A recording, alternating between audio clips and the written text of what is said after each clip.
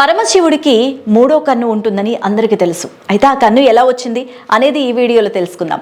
పరమశివుడికి మూడో కన్ను ఎలా వచ్చింది అనే విషయంపై ఎన్నో కథలున్నాయి.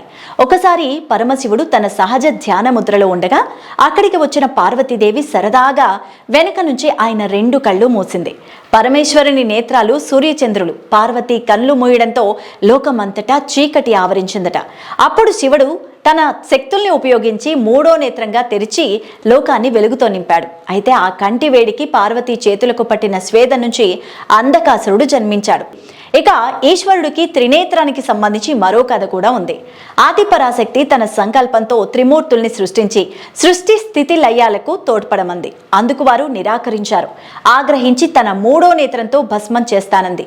అప్పుడు మహేశ్వరుడు ఆ మూడో కంటిని తనకు అనుగ్రహించమని ప్రార్థించి పొందాడు. ఆ త్రినేత్రంతోనే పరాశక్తిని భస్మం చేశాడు. ఆ భస్మాన్ని 3 భాగాలుగా విభజించి లక్ష్మీ, సరస్వతి, పార్వతులుగా సృష్టించాడు శివుడు.